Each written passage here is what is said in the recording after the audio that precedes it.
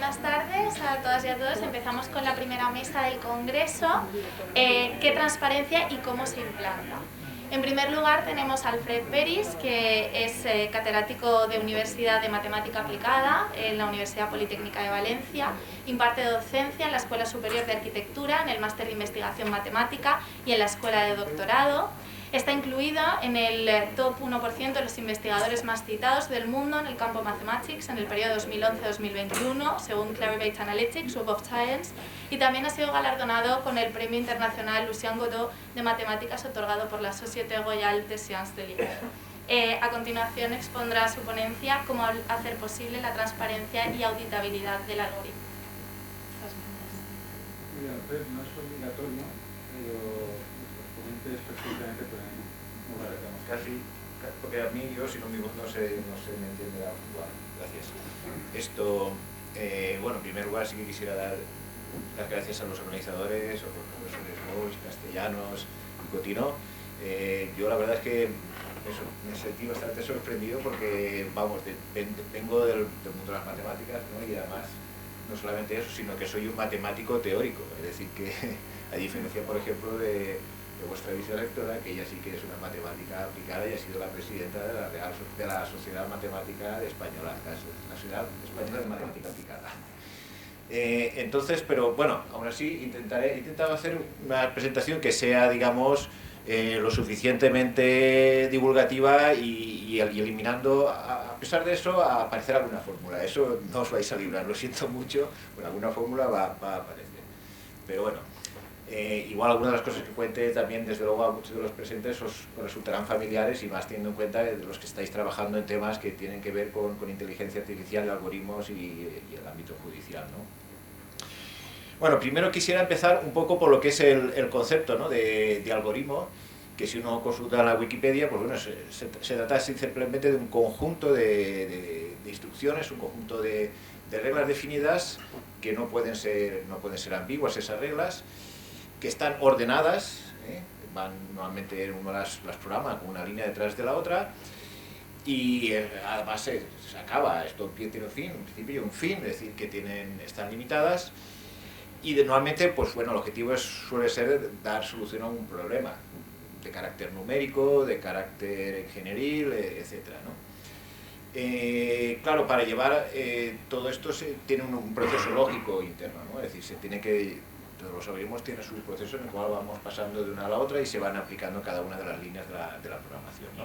Os he puesto aquí también, pues bueno, el origen, en parte por lo menos, porque etimológicamente parece que viene también algoritmo de la palabra ritmos, que era número en griego, ¿no? Pero también viene en el fondo por Abu Jafar al-Khwarizmi, que era un matemático persa de finales del siglo VIII, principios del siglo IX.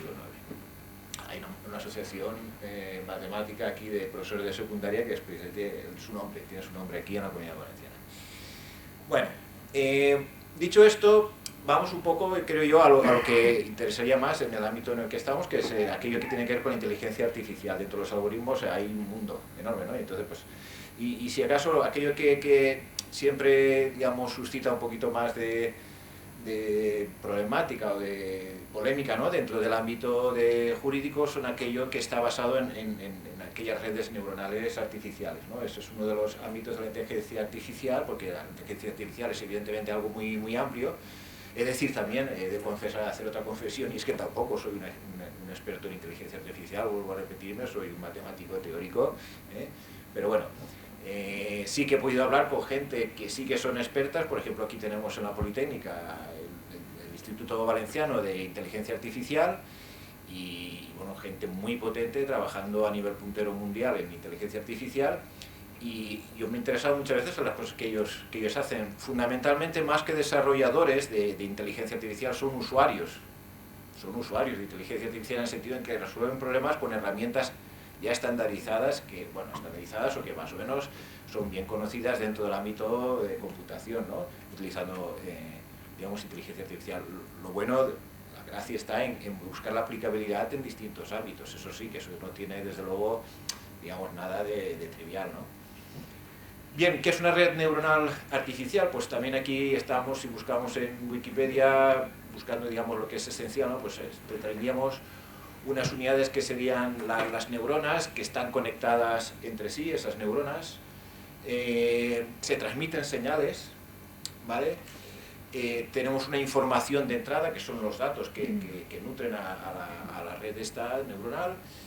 Esto se atraviesa una serie de capas y luego al final tenemos unos outputs, unos valores de salida, ¿no? Entonces aquí también, bueno, pues para dar una ilustración gráfica, pues aquí tendríamos como una capa primera de input, ¿no? en esta red, donde aparece bien aquí en color rojizo más o menos, ¿no? Pues esta primera capa, ¿no? De entrada. Y entonces luego aquí las conexiones de estas neuronas a las siguientes capas, que normalmente cuando estamos hablando sobre todo de aprendizaje profundo, lo que tenemos es lo que se conoce como capas ocultas, ¿no? Estas capas ocultas de aquí, en el fondo, es las operaciones que van realizando de forma intermedia cuando le van llegando las conexiones y la activación o no, en función de los pesos, de esas ponderaciones que tengamos en estos nodos de conectividad, y al final llegamos a una última capa de output, de salida, ¿no? Normalmente el deep learning, el aprendizaje profundo, lo que tiene es multitud de capas ocultas. Esto es difícil de explicar un poco así, pero imaginémonos que tenemos como una especie de huevera, ¿vale? Una huevera, pero algo irregular, en el sentido en que no están uniformemente todas las montañitas de la huevera, no están a la misma altura, y ni todos los valles están a la misma profundidad. Entonces queremos buscar, en el fondo, pues un mínimo, ¿no? Entonces soltamos como una bolita, ¿no? en una de las cumbres de la huevera, y entonces a partir de ahí vamos como moviéndonos un poco, al final acabamos en la horizontalidad, pero vamos moviéndonos para buscar con esa bolita, pero un mínimo, ¿no? Para optimizar un problema, ¿vale? Que es en el fondo, porque aquí al final las redes neuronales hay una función de coste, que es lo que quieres minimizar a nivel computacional, eso es lo que quieres hacer, y hay muchas técnicas para ello. El problema está un poco en que eso se hace a través de esas capas ocultas que son capaces de procesar muchísima información, y tú no estás viendo la huevera, en el sentido en que tú no sabes exactamente esas capas ocultas lo que están haciendo. Eso es quizá el kit de la cuestión, ¿no? y donde fundamentalmente surge buena parte de las problemáticas. Entonces, por decir algunas características generales, estas redes neuronales aprenden y se forman a sí mismas, en lugar de ser programadas de forma explícita. Si quisiera, no sé, recordar, por ejemplo, las primeras máquinas que jugaban al ajedrez y aquel superordenador, el Deep Blue, que fue el primero en ganarle al campeón mundial de aquella época, a Kasparov, aquel lo entrenaban, digamos, grandes maestros del ajedrez, ¿no? Y entonces le iban metiendo tenía una supermemoria y era capaz, por lo tanto, de almacenar distintas jugadas en distintas posiciones, pero era entrenado. La potencia computacional de hoy en día, y utilizando ya el aprendizaje profundo, eso no es necesario. Salen mucho mejor en las máquinas jugando al ajedrez o jugando al Go, que es otro juego, digamos, incluso de mayor complejidad que el ajedrez, donde simplemente aprenden jugando ellas mismas contra sí mismas, ¿no? Y entonces ya no necesitan de grandes maestros que les enseñen nada, ni de profesionales, eso ya lo aprenden ellas y son capaces de crear nuevas jugadas y derrotar a los mayores profesionales del mundo, de manera que no tienen ninguna oportunidad delante de una máquina. Luego también, para el aprendizaje automático, como os decía antes, en el fondo lo que se busca es minimizar una función que es la función de coste. La comparación es, nosotros pretendemos... Hay que simplemente buscar ese mínimo, ¿no? Que esa imagen más o menos que os intentaba generar con esto de la huevera que vamos moviendo para llegar a un valle. Ese mínimo tampoco sabes que es un mínimo, lo que nosotros llamamos mínimo local, tampoco sabes que sea el óptimo de verdad. Pero ha llegado a una posición donde la bolita ya no se mueve y tienes cierta esperanza de que eso sea una solución óptima, ¿vale? Pero tampoco sabes cómo has llegado a esa, ¿vale? Eso es otro de los problemas. Se entrenan generalmente todas estas redes neuronales, pues una serie de modelos, una serie de ejemplos que te sirven de entrenamiento, pero aquí ya aparece una de las cosas, otra de las problemáticas también, y es que si esos modelos con los cuales hemos entrenado ya tenían de entrada una serie de sesgos, una cierta, ya están, eso nos puede ya generar que luego las conclusiones a las que lleguen a lo mejor pues vayan a tener esos sesgos que o bien ya venían por los datos de entrada o bien los ha generado la propia red. El nivel de profundidad también, como comentábamos anteriormente, pues eso va a depender del número de capas ocultas. Cuando tenemos muchas, por ejemplo, ya estamos hablando de lo que se conoce como aprendizaje profundo, y ese tiene mucha, por no decir imposible, trazabilidad, ¿no? Ese tipo de algoritmos. Aquí, bueno, estuve buscando uno que tuviera más que ver con el ámbito judicial, que aquí posiblemente muchos de vosotros lo conozcáis. Y entonces, bueno, aquí se plantea la pregunta natural, es decir, ¿es posible generar un algoritmo judicial justo basado en inteligencia artificial? Pues, bueno, aquí quería recalcar, pues, por lo menos de uno que posiblemente conoceréis, que del Massachusetts, un informe del Massachusetts Institute of Technology, que es uno de los sitios más punteros en inteligencia artificial del mundo, en donde en ese informe decían que parece ser que hoy por hoy realmente no es posible. Es decir, incluso lo intentaron allí la gente sobre uno que ya existe y vieron que no.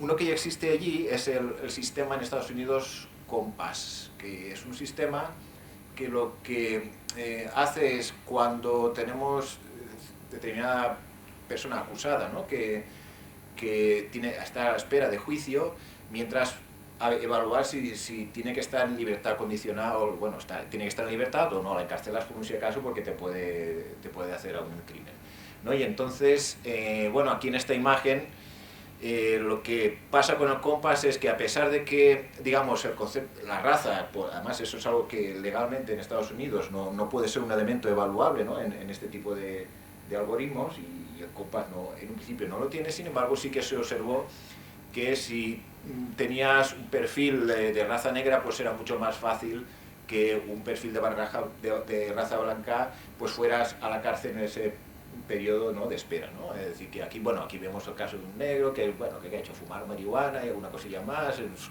juventud fue detenido por vete a saber qué, cualquier tontería y tal, 22 años, y aquí un blanco que ha cometido un crimen con armas además, etcétera, ya fue encarcelado previamente, y sin embargo a este le dicen que a la cárcel y a este le dice que no, que se puede ir a casa, que no hay problema hasta que no llegue el juicio. Bueno, digamos, este COMPAS es una de varias herramientas que se utilizan en Estados Unidos basadas en inteligencia artificial. Evalúan, como decía anteriormente, ese riesgo, y características, se entrena con los datos históricos de acusados. Claro, aquí ya, si teníamos datos históricos donde ya había un sesgo racial, evidentemente eso ya queda automáticamente incorporado al programa, ¿vale? Y dice, bueno, es que por ley no puede estar esto tal, pero a lo mejor es que hay una serie de datos que se están tomando sobre estas personas, y entonces estamos viendo qué es lo que ha pasado en juicios anteriores, y a lo mejor si esa persona, pues imagínate entre los datos, vive en tal barrio, y si en tal barrio es un barrio obviamente de Chicago, de la zona donde están los negros y tal y cual, pues blanco y en botella, bueno, blanco no, o sea, si no es negro, este tiene que ser negro. Bueno, eso al final el programa lo sabe, es decir, que no hace falta que explícitamente digas que es negro para que el programa pueda decir que es negro. Entonces, luego también predice la probabilidad ese programa de que un acusado pues sea detenido por otro delito durante el periodo de espera de juicio, ¿no? Eso es lo que hace realmente en base a ese entrenamiento. Y luego, eso sí, lo que hace es una recomendación. Luego los jueces pueden seguir o no esa recomendación, ¿vale? Pero evidentemente esas evaluaciones de riesgo sí que influyen en el ámbito judicial para poder decir que no, vamos a la cárcel, no, que se vaya para casa que hasta que llegue el juicio. Como decía anteriormente, por ley, sin embargo, la raza no se puede incluir en la toma de datos, pero sin embargo ya previamente en un estudio de 2016, porque esto era del 2019, esto que intentaron hacer los del MIT, pues ya de ProPublica vieron que los resultados no eran así, es decir, que si eras negro tenías más del doble de probabilidad de que te fueras a la cárcel que si eras blanco, con lo cual algo estaba pasando ahí y que no estaba nada claro, ¿no? Bien, lo que hicieron en el MIT, dice, bueno, vamos a ver si podemos arreglar COMPAS. Nosotros sabemos de inteligencia artificial, pues vamos a arreglarlo. Si es una cosa de tal, pues a lo mejor hay que cambiar umbrales, o vamos a hacer distintos experimentos para ver si efectivamente con nuestro conocimiento, nuestra potencia, pues vamos a ver si esto lo resolvemos, ¿no? Entonces, cogieron el estudio previo de ProPublica, y que tenía más de 7.200 perfiles con nombre, edad, raza, la puntuación de riesgo de COMPAS, etcétera, y muestrearon aleatoriamente a 500 acusados, que habían de blancos, de negros, había todo, ¿no? Bueno, entonces lo primero que empezaron a hacer, no, vamos a ver, si el umbral de riesgo es de 7 sobre 10, lo que dice el programa, vamos a ver si podemos mejorar ese umbral. Con nuestra potencia de cálculo vamos a ver y de programación a ver si lo podemos mejorar. Bueno, pues ahí llegó su primer fracaso. Eso falló y utilizaron también incluso entiendo que en vuestro ámbito sí que lo conoce, lo que se conoce como proporción de Blackstone. Y entonces Blackstone era un jurista que a finales del siglo XVIII decía, más vale tener 10 culpables en la calle que un inocente en la cárcel, ¿no? O algo así creo que es la proporción. Entonces, utilizando esa proporción también, bueno, pues vamos a ver qué es lo que pasa, y bueno, lo que vieron es que el 57, incluso utilizando esa proporción, el 57% de los librados fueron rearrestados, es decir, que por lo tanto eran como, digamos, falsos negativos, ¿eh? Este no es, pero sin embargo luego resulta que sí. Y rebajaron, aún así, tampoco pusieron gran cosa, porque el 17% fueron encarcelados innecesariamente. Es decir, luego se comprobó que efectivamente, pues no, en el juicio definitivamente eran inocentes. Bueno, pues ahí primer fracaso, ya no había manera de resolver eso con mejora del umbral. Bueno, pues quizá se podía mejorar el sistema predictivo, y entonces, pues bueno, pues hicieron distintos tipos de separaciones y todas ellas fracasaron. Al final, la única solución a la que llegaron era que, digo, bueno, esto no queda más remedio que para resolver este problema entre blancos y negros vamos a poner distinto umbral a los negros que los blancos. Pero claro, evidentemente, eso les planteaba digamos, unos problemas legales. Claro, si ya estás diciendo que no puedes tener la raza en común, en consideración, ¿cómo la vas a poner en juego, digo, para poner distintos umbrales a negros y a blancos? ¿Vale? Bueno, al final, como decíamos, si ellos, bueno, aquí es que no se ve un poco demasiado pequeño, pero vamos, lo comento, lo que pudieron conseguir realmente tampoco era gran cosa. Consiguieron que lo que eran como falsos negativos, es decir, gente que al final sí que eran declarados culpables, de los blancos llegaron al 69% y de los negros un 32%, mientras que con los que eran encarcelados innecesariamente, los blancos un 11% y los negros un 32%. Estos serían los falsos positivos, ¿vale? Teníamos falsos negativos y falsos positivos. Entonces, sobre todo, seguíamos viendo esa clara discriminación racial que existía, y que la única solución que encontraban ellos era, como decía, pues aplicar esos distintos umbrales que evidentemente pues obtenía muchos serios problemas legales, ¿no? Esto, bueno, ¿dónde está el problema? El problema esencialmente estaba en los datos que estaban generados con historiales de exclusión y discriminación. Ese era el problema fundamental, ¿vale? Y entonces eso ya, bueno, pues si lo estás alimentando, estás entrenando el sistema, la red neuronal con eso, pues lo que te va a salir va a ser lo que pasa. No todo es así en el ámbito de la inteligencia artificial y la justicia, por lo menos de lo que yo he podido ver, sin conocer tampoco esto, pero hay un sistema en Argentina, que es el generado en Argentina, inicialmente ya está utilizando en otros países como Colombia, etcétera, del ámbito de Latinoamérica, donde hay software de inteligencia artificial que no utiliza, por lo menos dicen, no utiliza el aprendizaje profundo, es decir, por lo tanto hay una mayor trazabilidad, ¿no?, de sus conclusiones. Y además, bueno, pues se genera para casos fundamentalmente del ámbito contencioso administrativo, ¿vale?, no del ámbito penal, ¿no? Entonces también, pues bueno, puede ser una... como decía, ¿qué tipo de cosas? Pues bueno, por ejemplo, para solicitudes de vivienda digna, bonificaciones de empleo público, ejecución de multas no pagadas, etcétera, etcétera. Y eso, por lo menos, y está resultando bastante beneficioso, pues está permitiendo una descongestión judicial. Fundamentalmente tenemos una mayor automatización de esos casos que son, digamos, menores, no sé en qué medida, pues bueno, menores, ¿no?, más automáticos, y sobre todo una uniformidad en las decisiones finales, es decir, que no nos encontremos que ante una igualdad de situación a una persona se le diga, a una persona pues le dijera que sí, que tiene derecho a esta vivienda, y otra persona se le dijera que no, ¿no? Entonces, en ese sentido de encontrar la uniformidad de las decisiones, pues también es una cosa también a valorar.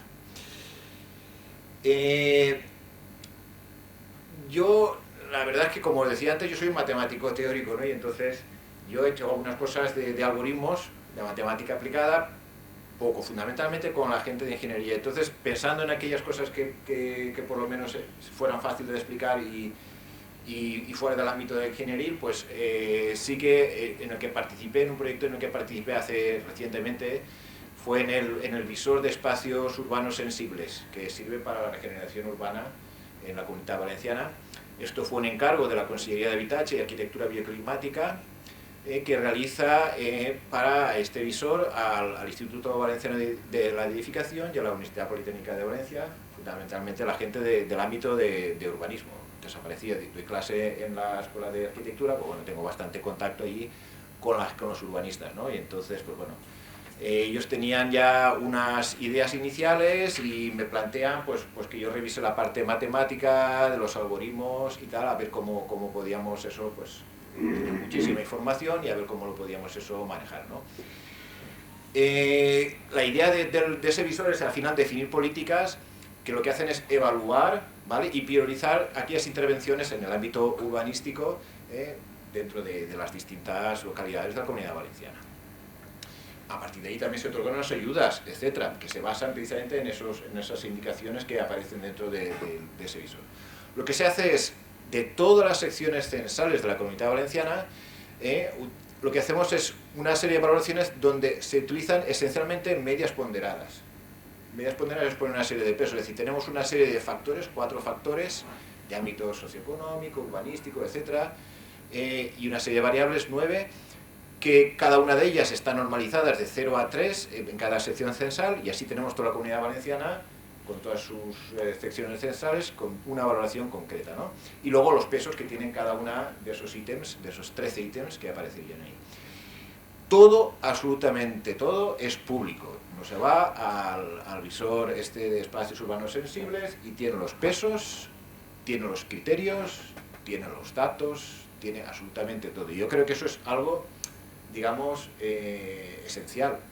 En este caso nosotros no utilizamos nada de inteligencia artificial, solamente utilizamos unas medias ponderadas, que es algo...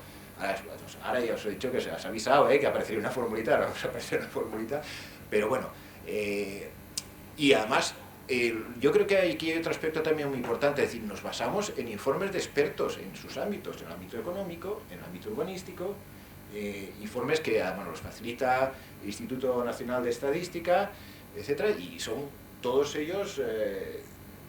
es que al final es importante, es decir, un algoritmo, las ponderaciones, que es más importante que otras cosas, no las puedes hacer así dependiendo de inteligencia artificial.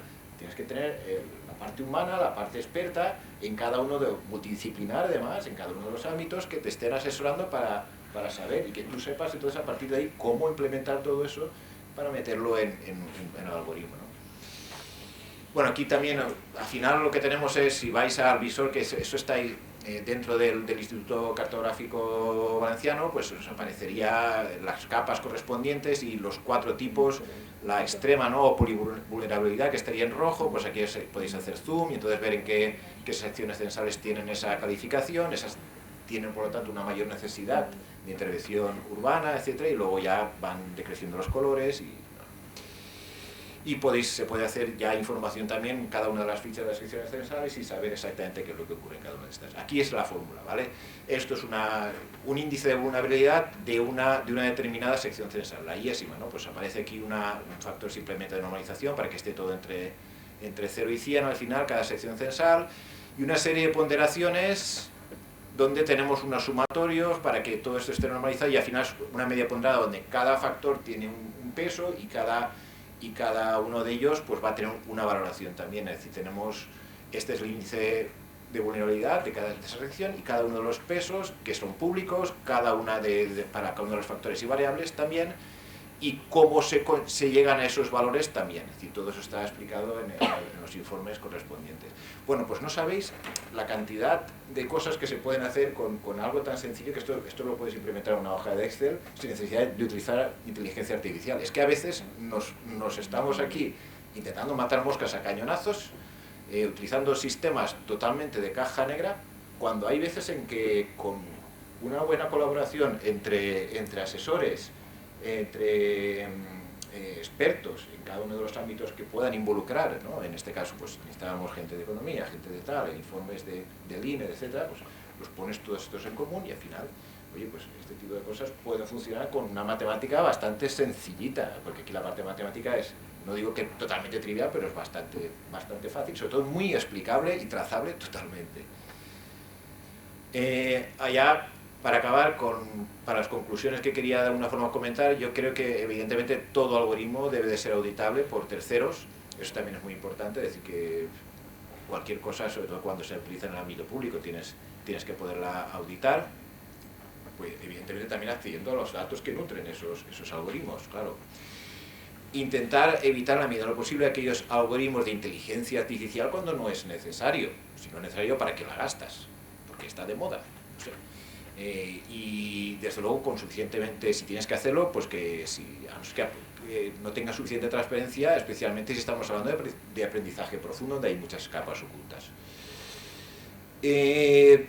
Sería en general preferible que todo el software o casi todo el software pues sea desarrollado por entidades públicas, bien sean universidades, institutos tecnológicos, etcétera.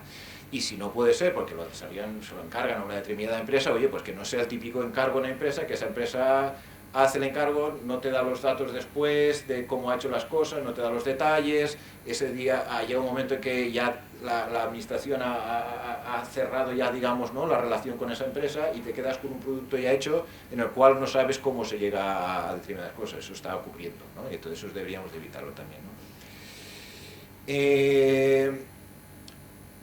Yo también, como os comentaba anteriormente, todo algoritmo que utilice una serie de ponderaciones, esas ponderaciones tienen que ser siempre realizadas en colaboración con expertos. Es decir, aquí la colaboración humana-máquina es absolutamente esencial, incluso dentro de la humana pues sería de distintos multidisciplinares, ámbitos más tecnológicos, ámbitos más de lo que se esté tratando, ¿no? Y siempre, por supuesto, ser sometidas a sucesivas actualizaciones porque el mundo es cambiante y las realidades también. Nada, con esto ya concluyo, poner las referencias un poco de la ponencia y muchas gracias.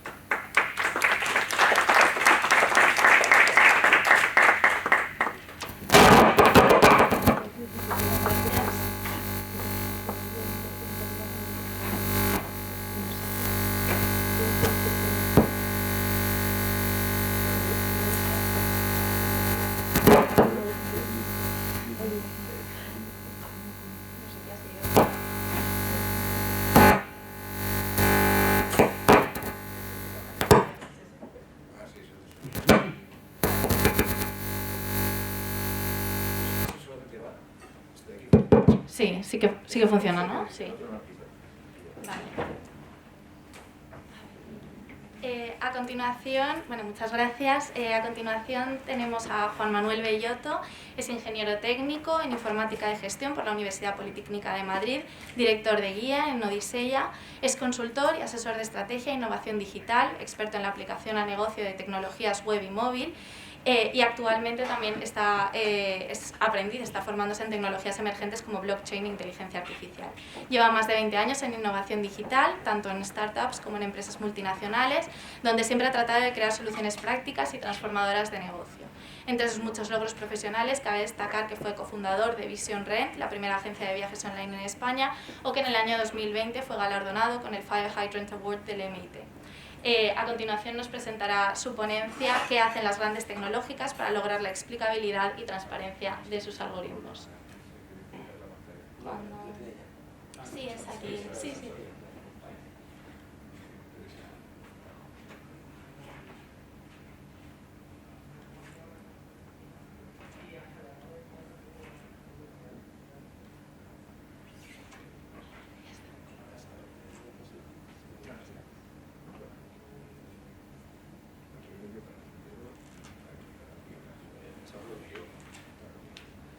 No se ha podido quitar la mascarilla. Buenas tardes, ¿me oye? No, ahora sí. Genial. Buenas tardes. Muchas gracias a todos. Muchas gracias, Alfred, por la presentación inicial, por tu ponencia. Muchas gracias, Lorenzo, por la invitación a participar en este congreso. Un breve matiz, y aparte lo digo con toda transparencia. Antes ha dicho Asun que soy... Alba, perdón. Sí.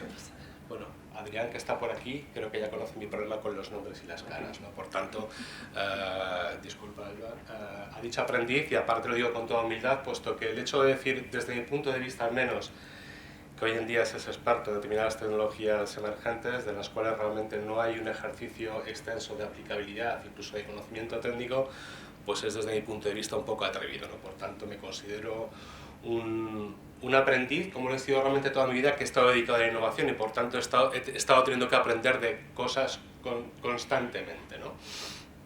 Así que una reflexión muy rápida acerca del título de la ponencia. Cuando Lorenzo me propuso esto, me lo puso encima de la mesa, me habló de transparencia, explicabilidad y auditabilidad de la inteligencia artificial. Enfoque de las grandes tecnológicas, ¿no? Detrás de estos dos bloques hay una parte primera que habla de un principio ético, que se ha hablado precisamente de ello en la primera mesa, un principio ético que es la transparencia y la explicabilidad, ¿no? Y ahora veremos la importancia de ese concepto, de la importancia de ese principio ético en la inteligencia artificial, ¿no? Y después hay una segunda parte que habla del enfoque en las grandes tecnológicas, es decir, de alguna manera un ejercicio de intentar aterrizar esos conceptos etéreos, esos conceptos conceptuales de la ética, ¿no? A realmente la operativa, el día a día de las organizaciones, de las empresas, ¿no? Pues que muchas veces se dice, ¿no? Desde ahora lo veremos, de alguna manera esto nos venía, las reflexiones que hacíamos es que tiene mucho que ver precisamente con una temática relacionada con una iniciativa que tanto Lorenzo como yo estamos desarrollando, una iniciativa que creé hace aproximadamente un año, que se llama Guía, una iniciativa cuyo primer resultado ya es público, es un documento de cerca de 232 páginas, con el que creemos que es el primer informe global en todo el mundo que integra de manera trazable 3 dimensiones, es decir, la ética, la normativa y la tecnológica. La ética, ¿por qué? Bueno, pues las dos primeras realmente, la ética y la normativa, porque realmente, como bien sabemos todos los presentes, ambas son condiciones necesarias pero no son suficientes por sí mismas, ¿no? Y después la parte tecnológica, ese marco digamos, tecnológico que homogeneiza de alguna manera digamos, los planteamientos de las grandes tecnológicas acerca de la inteligencia artificial ética, teniendo en cuenta que además sus planteamientos son tremendamente extensos, ¿no? Por tanto, un aterrizaje, como decía previamente, desde el principio ético y su normativa asociada, hasta en muchos casos esa iniciativa, ese documento que ya hemos presentado, expone cuál es el algoritmo, la clase, la tecnología necesaria para poder gestionarlo incluso de manera automatizada, ¿no? Por tanto, desde el concepto etéreo de la idea platónica, ¿no? de las reflexiones de Platón, ¿no? Hasta el código Python, ¿no? De Platón a Python, por decirlo de alguna manera, ¿no? El contenido, por tanto, de la exposición que voy a hacer a continuación es un resumen muy pequeño de parte de ese documento y aparte está centrado en el principio de transparencia y explicabilidad, al que voy a intentar expandir un poco el marco para que veamos también cómo se relaciona con el concepto de inteligencia artificial ética y el resto de principios que realmente gobiernan la inteligencia artificial ética. En cuanto a contexto, el porqué de esto también, ¿no? La tecnología realmente, de las tecnologías que hemos asimilado en los últimos años, la inteligencia artificial es la más diferencial. ¿Por qué? Porque realmente aprende por sí misma, porque hace predicciones, porque toma decisiones de manera más o menos autónoma y porque además puede emular capacidades cognitivas del ser humano, ¿no? Hemos asimilado muchas tecnologías en este siglo, en estos últimos años, pero realmente ninguna ha tenido estas capacidades, ¿no? Y por tanto, y aquí vemos una chincheta, he puesto en las ideas clave que me gustaría que de alguna manera todos nos quedásemos, he puesto una chincheta. Para asimilar la inteligencia artificial de manera correcta es fundamental tener en cuenta principios éticos por las implicaciones que tienen las capacidades que he dicho anteriormente, muy relacionadas, salvando las distancias, como se decía en la primera mesa, salvando las distancias, pero muy relacionadas con las capacidades cognitivas o las capacidades del ser humano en cuanto a su razonamiento, sin entrar en conceptos de ciencia ficción ni nada por el estilo, pero sí es cierto que con cierta relación, y también muy importante por la regulación, es decir, por los riesgos que puedan derivarse de su uso, ¿no? De hecho, sabemos que en diciembre del 2020 se publicó la Estrategia Nacional de Inteligencia Artificial. Tiene 6 ejes, uno de los 6 se dedica por entero a la inteligencia artificial ética y normativa, ¿no? O el AI Act, también, que se ha nombrado previamente, digamos que se presentó hace justamente un año, que es la propuesta de regulación sobre la inteligencia artificial, ¿no? Por tanto, hay un tema que realmente es un nice to have, bueno, las empresas tienen la responsabilidad de que su inteligencia artificial esté desarrollada bajo principios éticos, pero más allá de eso hay un más, y es que es fundamental que estemos preparados para que cuando lleguen esas pautas regulatorias, esas normas, realmente estemos preparados para cuando entren en vigor, ¿no? Y acerca de todos estos conceptos de la inteligencia artificial ética existen numerosísimas investigaciones en todo el mundo desde hace muchos años, ¿no?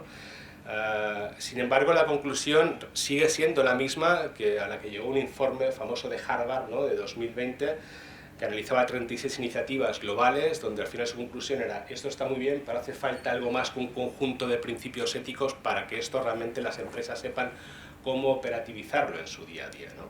Y por eso nosotros, pensando desde Odiseya, que es la organización a la que pertenezco, y pensando en que es necesario profundizar, por tanto, en planteamientos aterrizados que permitan a las empresas, de alguna manera, asimilar la inteligencia artificial de manera pragmática a su día a día, por eso creamos la iniciativa guía, que es de la que hablamos. Os hago una breve introducción al respecto y ampliando un poco el concepto de transparencia y explicabilidad, ¿no? Antes os decía que esta iniciativa tiene 3 frameworks trazables, es decir, un framework ético que define unos principios, un framework normativo, que son las normativas que de alguna manera acompañan a esos principios éticos, y un framework tecnológico que ayuda a saber cómo gestionar los 2 primeros, ¿no? El framework ético lo generamos a partir de la identificación de 150 iniciativas en todo el mundo, de las cuales analizamos 27 de ellas con detalle, iniciativas de organismos gubernamentales, de asociaciones, de empresas, académicas. Destilamos 8 principios éticos, que son los que aparecen en la parte derecha, y sin embargo, si os dais cuenta, he circulado el de transparencia y explicabilidad, pero he marcado flechas de relación con cada uno del resto de principios, porque es muy importante pensar que todos los principios éticos de alguna manera tienen relación, es decir, necesitamos tener una visión holística, una visión 360 de todos esos principios. No podemos centrarnos solamente en uno, porque fijarnos en uno sin fijarnos en el resto es dejarnos parte de la foto, digamos, muy importante que tenemos que tener para poder asimilar la inteligencia artificial de manera correcta, ¿no? Y en este contexto, ¿por qué los principios éticos, ¿no? Bueno, pues los principios éticos porque realmente, si nos damos cuenta, ¿qué les pedimos a las empresas y a las personas que las conforman, ¿no?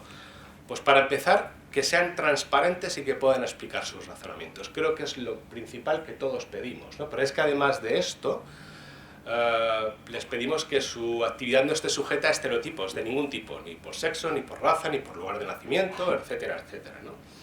Pero además les pedimos que puedan asegurar la privacidad de la información que manejan, o que puedan asegurar la seguridad de lo que manejan, ¿no? Por tanto, si nos damos cuenta de eso que les pedimos a las personas, y teniendo en cuenta lo que comentaba anteriormente, ¿no?, esas sinergias, por supuesto, entre comillas, ¿vale?, equivalencias parecidas, desde luego nunca iguales, entre la tecnología inteligente y las personas. Debido a esas sinergias es natural pensar que las mismas pautas que les pedimos a las personas, tanto en el ámbito ético como en el ámbito regulatorio, en una sociedad de bienestar, de alguna manera vamos a tener también que pedírselas a la inteligencia artificial, ¿no? Y como decía anteriormente, una vez hecho este contexto, lo que voy a hacer ahora precisamente es focalizarme en el principio de transparencia y explicabilidad. Y para hacer esto voy a hablar de 3 cosas, ¿no? Primero, voy a hacer una definición muy rápida, varias pinceladas no canónicas posiblemente, pero desde luego algunas pinceladas de las que nosotros hemos sacado en esta iniciativa guía, que hemos desarrollado junto con PricewaterhouseCoopers, con Microsoft, con Google, con IBM y con Telefónica. Después hablaré de las principales recomendaciones de estas grandes tecnológicas para poder gestionar la transparencia y la explicabilidad, y por último hablaré de recursos, tecnologías y modelos de gobierno que permiten gestionar este principio ético, ¿vale? Teniendo en cuenta que no hay una tecnología, entre comillas, que permita gestionar únicamente, o si hay tecnologías que permiten gestionar la transparencia, pero además suelen permitir gestionar otros principios éticos por el mismo motivo que decía antes, porque realmente todos están entrelazados, ¿no?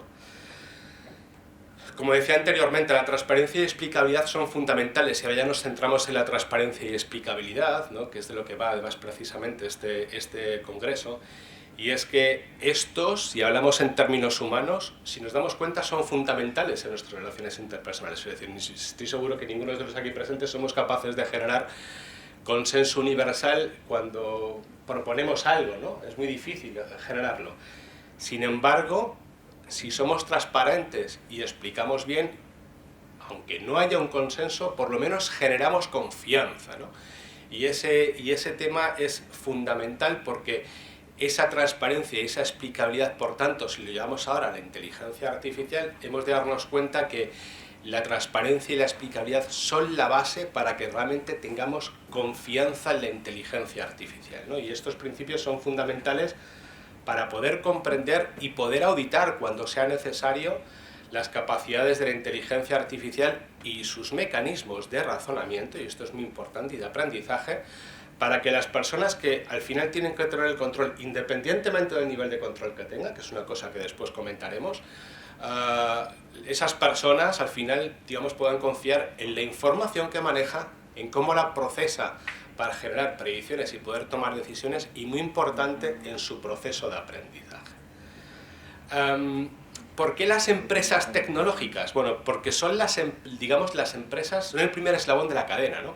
Son los que crean los productos y servicios que al final las empresas recogen, los productos y los servicios de Microsoft, de Google, de IBM, recogen esos productos, esos frameworks, esas arquitecturas, y lo que hacen es adaptarlas ad hoc para crear sus propias soluciones de negocio, ¿no? Por tanto, estas compañías son las primeras conscientes acerca de la problemática que existe alrededor de la inteligencia artificial ética, ¿no? Y llevan desde mediados de la década de 2010 realizando un esfuerzo tremendo por ofrecer tecnologías, por ofrecer su experiencia, por ofrecer herramientas, por ofrecer modelos de gobierno que realmente permitan gestionar la inteligencia artificial de manera ética y responsable, ¿no?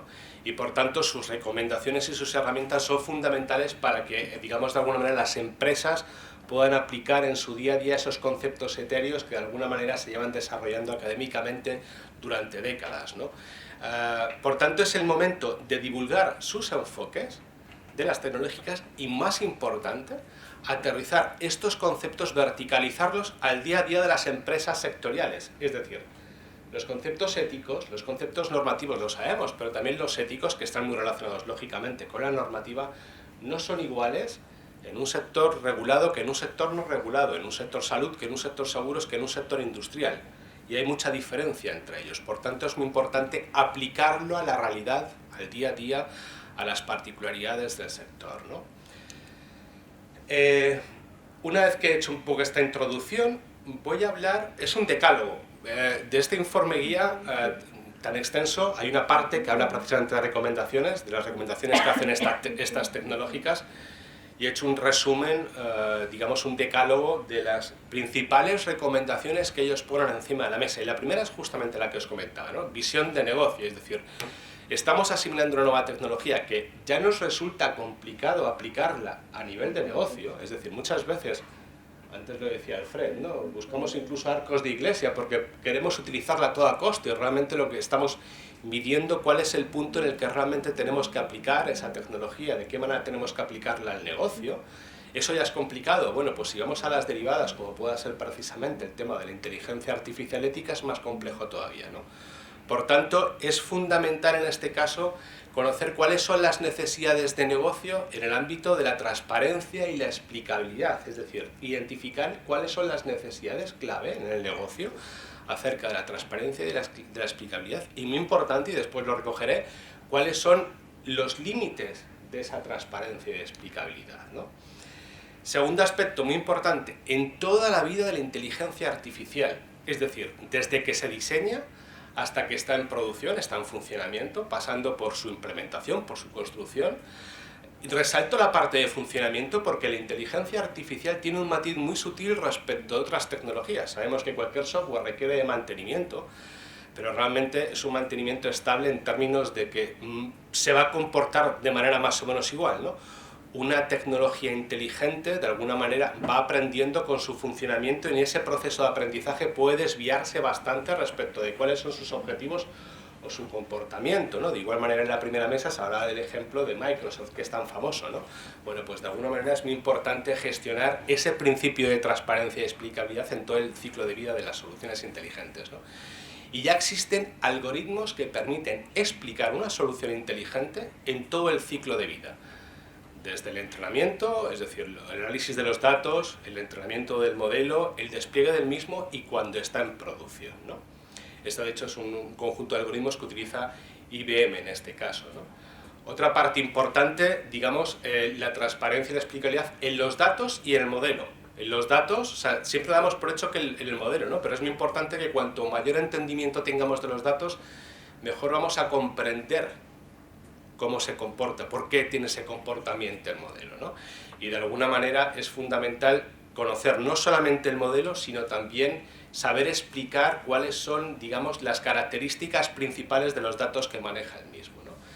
Otra recomendación importante, hay que saber explicar y hay que ser transparente de lo global a lo particular, es decir, se debe poder explicar el funcionamiento global del modelo, se debe poder explicar subconjuntos de información de ese modelo y se debe poder explicar, digamos, decisiones o predicciones individuales de ese modelo, ¿no? Y muy importante, ser transparente y saber explicarlo adaptando el lenguaje al nivel del interlocutor, es decir, a todos esos actores que intervienen en el ciclo de vida que decía anteriormente, ¿no? Desde que se diseña la solución hasta que está en producción, desde el responsable de negocio que la define, hasta el usuario final que la utiliza y el auditor externo que en ocasiones la audita, ¿no? Y un ejemplo típico de digamos, actores que intervienen en ese ciclo de vida pues son el responsable de negocio que en la parte de diseño tiene que garantizar el cumplimiento de las políticas de la empresa, por tanto necesita explicabilidad acerca del modelo, de cómo poder cumplir esas políticas. En la ejecución revisa la precisión del modelo, pero además quiere asegurar que las predicciones que le está proporcionando la solución son homogéneas en usuarios finales con características similares. Es decir, necesita que el modelo le razone y le justifique cómo está siendo capaz de ser homogéneo en sus decisiones en, digamos, poblaciones similares, ¿no? Los técnicos en la implementación necesitan explicar con un lenguaje entendible al negocio, a las personas de negocio, necesitan saber explicarles, oye, cuáles son las bondades, el modelo de razonamiento de su modelo, ¿no? Los usuarios finales, por ejemplo, pueden necesitar saber cuál es el motivo por el cual se les concede o no un determinado producto o servicio, o en qué condiciones, en caso de que se les deniegue, se les podría conceder, teniendo en cuenta sus casuísticas particulares, ¿no? Y un auditor pues requiere de alguna manera tratar toda la información, conocer toda la información acerca de ese modelo y cómo se comporta, ¿no? Bueno, pues existen algoritmos que ya permiten gestionar datos, modelos, explicar temas globales del modelo, explicar temas particulares de predicciones y decisiones y siempre además adaptando cada uno de estas derivadas, adaptándolas al lenguaje del interlocutor, ¿no? Este, por ejemplo, es un árbol de decisión que te permite conocer cuál es el algoritmo necesario para poder explicar qué es lo que hace el modelo en función del tipo de usuario, ¿no? La verdad es que es muy significativo y permite, digamos, utilizar algoritmos que permiten explicar cuáles son las decisiones del modelo a todos esos niveles, ¿no? Una consideración fundamental, y antes también lo dibujaba Alfred, ¿no? Es decir, menos es más. Muchas veces queremos hacer arcos de iglesia y la realidad es que de alguna manera tenemos que tener en cuenta que entender y explicar sistemas inteligentes implica conocer ingentes cantidades de variables y, digamos, operaciones matemáticas, ¿no? Por tanto, un buen diseño en la solución y que ésta sea simple es clave para lograr el mayor nivel de interpretabilidad posible, ¿no? Muchas veces, de hecho, se tiende a priorizar la precisión del modelo, pero en contra de la explicabilidad, y esto es un tema que tenemos que medir, tenemos que ver el retorno de inversión, de, oye, ¿cuánto nos conviene realmente tener mayor precisión? si lo que vamos a hacer es complicar el modelo y por tanto tener un menor nivel de interpretabilidad, ¿no? Por tanto, es recomendable utilizar el modelo más simple posible que cumpla con los objetivos que nos permitan que la inteligencia artificial sea lo más clara y lo más explicable posible, ¿no? Hay una implicación a los sectores regulados, y también lo adelantaba antes Alfred, ¿no? Los modelos de caja negra no son directamente interpretables, es decir, hay dificultades para poder explicarlos, ¿no? Y esto hacer en aplicaciones críticas de negocio o realmente en sectores regulados hace que este tipo de modelos sean descartables directamente, ¿no? De hecho, hay varias aproximaciones para dar explicación a estos modelos de caja negra, a estas redes neuronales, pero todas de ellas pasan por, de alguna manera, preguntar a esa caja negra, ver cómo responde y en función de las respuestas crear un modelo directamente interpretable que sea equivalente, pero no estamos analizando directamente el modelo, sino una copia equivalente, ¿no?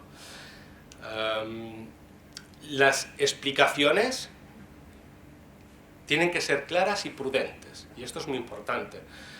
Primero, tienen que ser claras, es decir, explicar la solución inteligente hay que hacerlo de manera lo más clara y concisamente posible. ¿Por qué? Porque si no, lo que podemos hacer es generar especulaciones por parte de los usuarios, ¿no? Que de alguna manera hagan sus teorías propias acerca de cómo funciona y de esa manera se pueda tergiversar la confianza en esa solución inteligente, ¿no?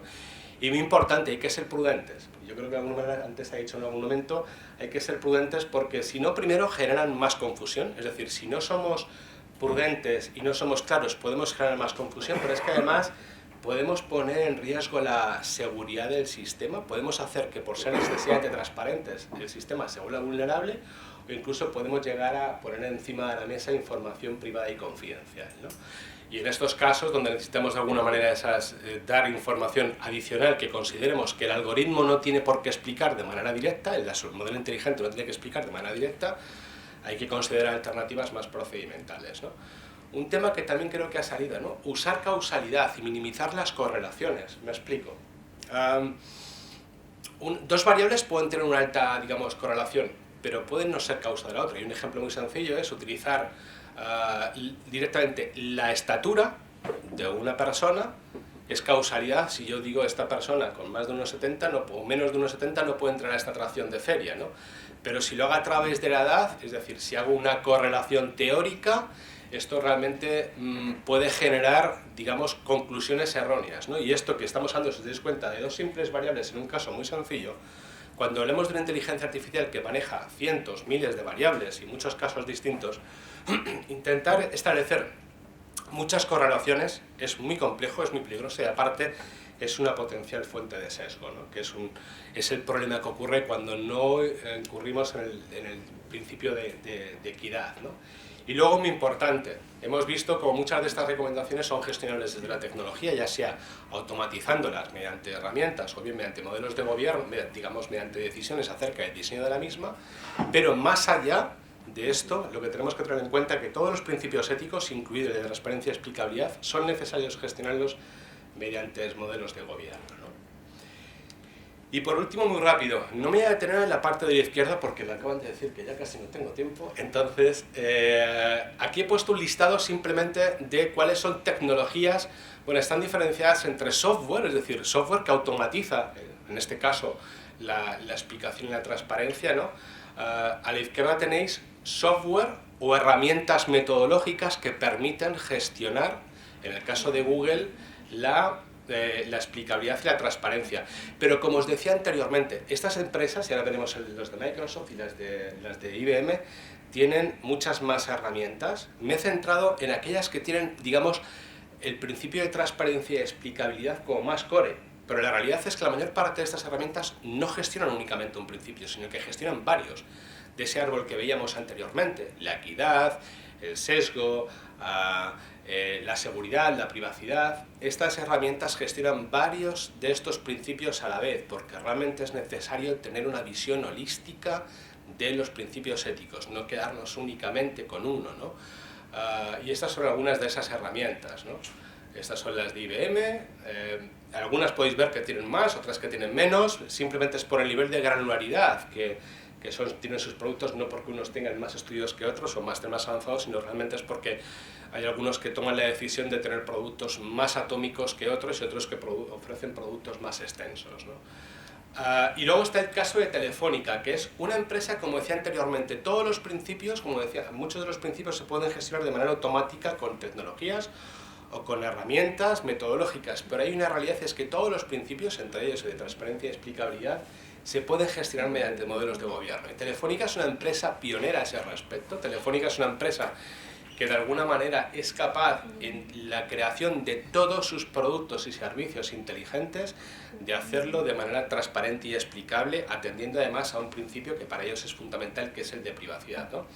Tienen una plataforma que son capaces de enchufar cualquier producto, entre comillas, de enchufar, y de forma casi automática se produce esa privacidad por diseño. Y aparte lo que pasa es que tienen un modelo de gobierno, es decir, un conjunto de procedimientos y una organización que permite asegurar que realmente se cumplen con los principios éticos. Hay algunos aspectos principales de ese sistema de gobernanza, como cuestionarios de evaluación, como procesos de escalado para gestionar determinadas situaciones de conflicto, o como la figura de los Responsible AI Champions, que lo que hacen es de alguna manera ser los evangelizadores y los que se encargan de gestionar esto dentro de la organización, ¿no? Y con esto termino. A la izquierda tenemos las principales recomendaciones que hemos visto. A la derecha tenemos ese resumen global, de alguna manera, de los principales titulares que he ido diciendo durante toda la presentación, ¿no? Y es que es fundamental aterrizar los conceptos de la inteligencia artificial ética al día a día de las organizaciones, que ética y normativa están relacionadas, que ambas por separado son condición necesaria pero no suficiente, que se acercan marcos normativos que hacen que esto ya no sea un ejercicio de responsabilidad, sino que sea un ejercicio de obligación por parte de las empresas, que los principios éticos y su gestión son diferentes en función del sector, que la transparencia y la explicabilidad son la base para la confianza en la inteligencia artificial, que tenemos que tener un enfoque holístico y no pensar únicamente en un principio, sino en el resto de principios. De hecho, tenía pensado hablar de eso, pero no me va a dar tiempo.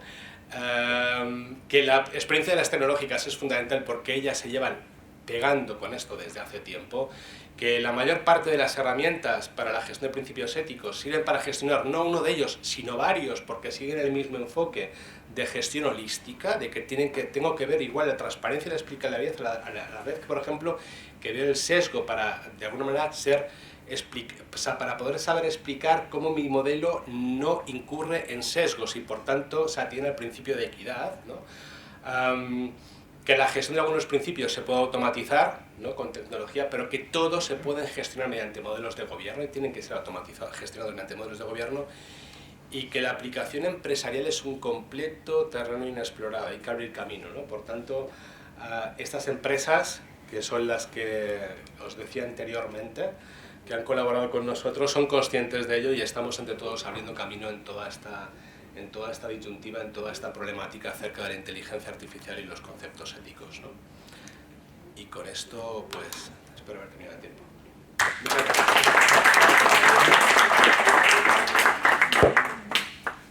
Muchas gracias.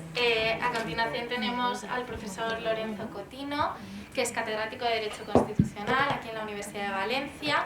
Desde 2020 es director de Privacidad y Derechos en Odiseya, y desde 2004 coordina la Asociación Nacional Red de Especialistas en Derecho de las Nuevas Tecnologías de la Información y Comunicación, y además cofundó la Red DAIA Derecho Administrativo de la Inteligencia Artificial en el año 2019.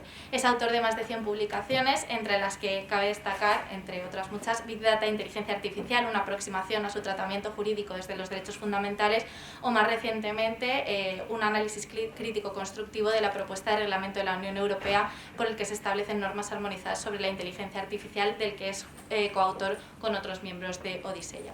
Y a continuación expondrá su ponencia sobre transparencia y explicabilidad en la implantación del futuro Reglamento Europeo de Inteligencia Artificial. Muchísimas gracias, Alba, por la presentación y, bueno, muchísimas gracias a todos vosotros, a todos ustedes por estar aquí y a mis compañeros de mesa. Vamos muy mal de tiempo. Normalmente en más de un congreso ni siquiera teníamos una mesa de autoridades, pero en este, pues por exigencias del guión la ha habido y nos ha retrasado bastante. Pero bueno, intentaré cumplir con el tiempo porque para que nos dé tiempo a algo, mínimamente al debate, que suele ser la parte más interesante de los congresos que organizamos desde hace 20 años.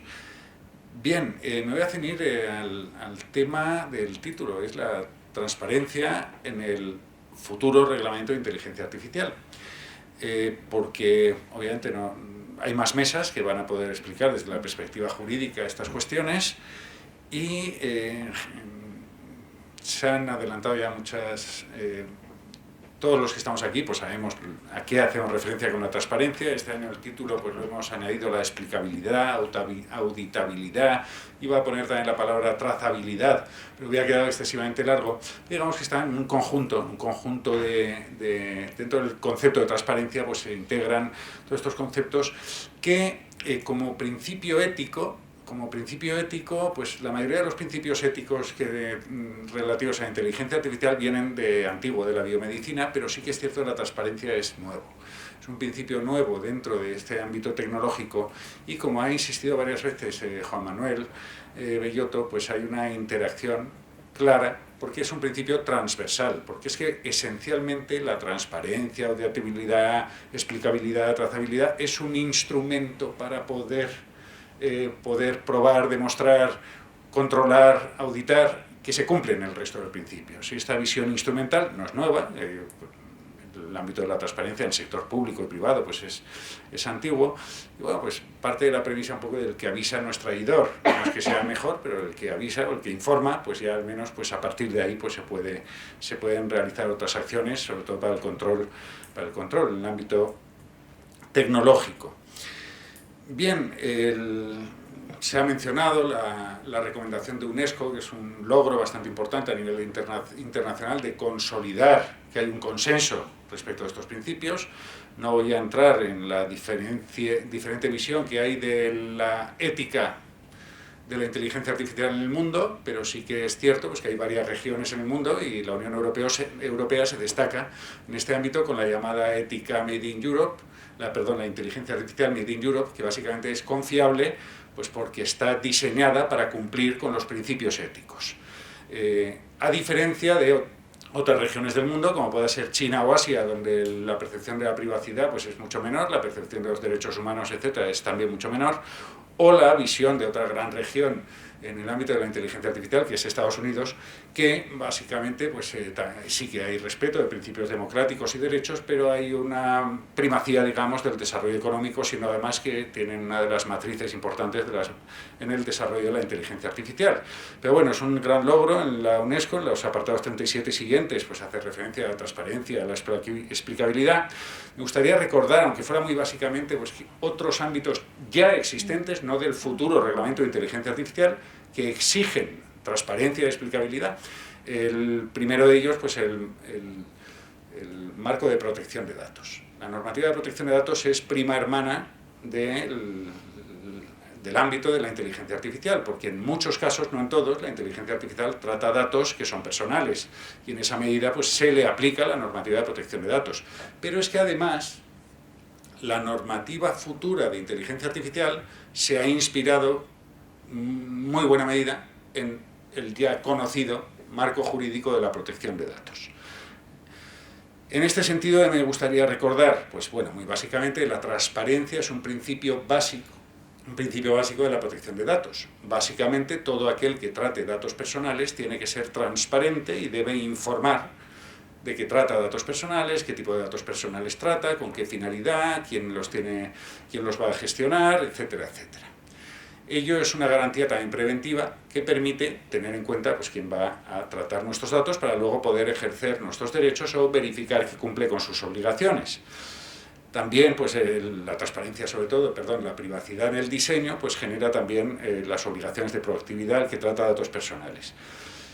Me gustaría subrayar que en el ámbito de protección de datos personales, que hay estas obligaciones generales de transparencia que se proyectan a la futura regulación de inteligencia artificial, también se regula el artículo 22 las decisiones automatizadas. Las decisiones automatizadas, es decir, aquellas quienes tratan datos personales de manera automatizada para tomar decisiones sin intervención humana, pues hay una regulación específica que le genera, que impone mayores obligaciones.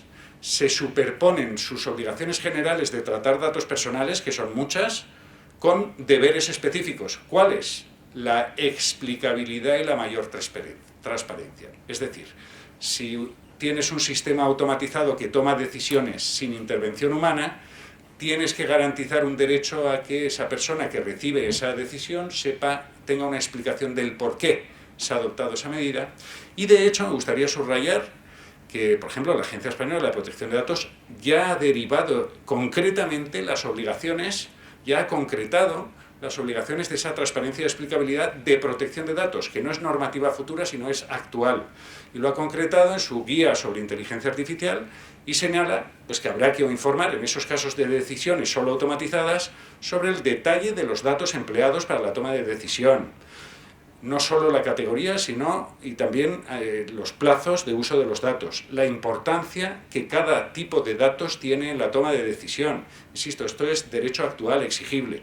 La calidad de los datos de entrenamiento y el tipo de patrones de inteligencia artificial utilizados, los perfilados realizados, los valores de precisión o error de ese sistema automatizado que toma decisiones, si ha habido o no supervisión humana de ese sistema automatizado que toma decisiones, la referencia a qué auditorías ha habido y así, entre otras informaciones, pues, básicamente estas serían las obligaciones esenciales que ya se exigen en razón del Reglamento Europeo de Protección de Datos. Bien, también régimen, sin entrar aún al Reglamento Europeo de Protección de Datos, hay que recordar, y mañana se hablará, que si el sector público tiene información sobre sistemas inteligentes o utiliza sistemas inteligentes, ¿qué distinción hago? Pues si la agencia tributaria utiliza sistemas inteligentes, pues tendrá una serie, mañana discutiremos, una serie de obligaciones de transparencia, o debería tenerlas, más bien. Pero es que además, como el sector público va a tener en el futuro especiales competencias para vigilar al sector privado que utilice sistemas de inteligencia artificial, pues va a tener mucha información en manos del poder público. ¿Qué es lo que quiero decir? Que aquí concurrirá el derecho de acceso a la información pública, las leyes de transparencia, el derecho que tiene la ciudadanía de pedir información en poder del sector público. Y entonces es un marco jurídico discutible que mañana podremos adentrarnos en él.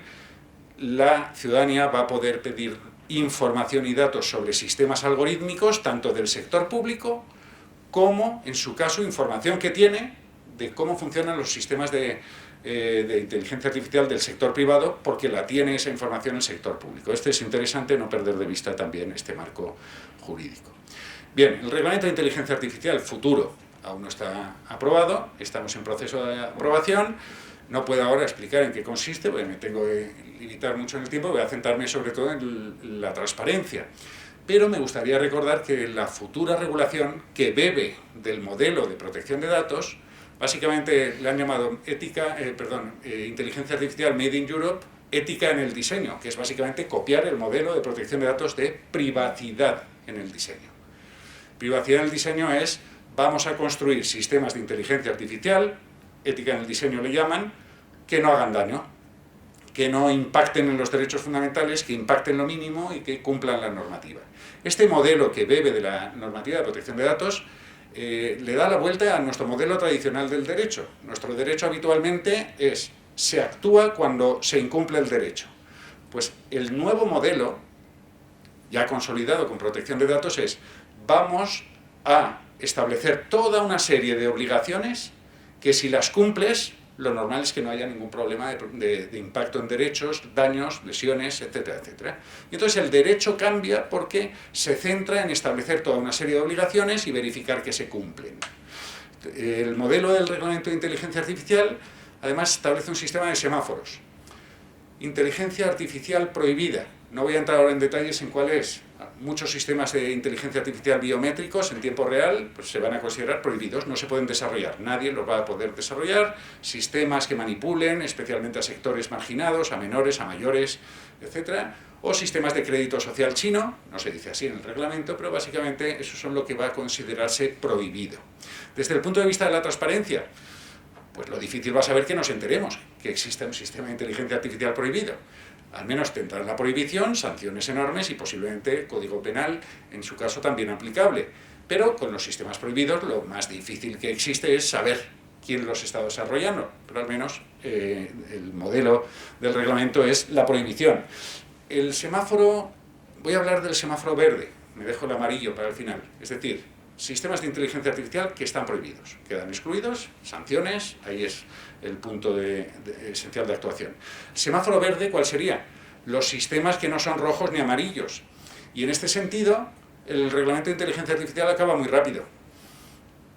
El reglamento de inteligencia artificial no dice nada al respecto más que, pues, que se podrán desarrollar códigos y autorregulación para que Google, Telefónica, el sector privado, las grandes empresas, etcétera, digan, yo utilizo sistemas de inteligencia artificial que no son peligrosos, pero me someto voluntariamente a esta normativa. Y, por ejemplo, como ha desarrollado Juan Manuel, pues exhibirán públicamente cómo sus sistemas son auditables, transparentes, evitan el sesgo, etcétera, pero será voluntario.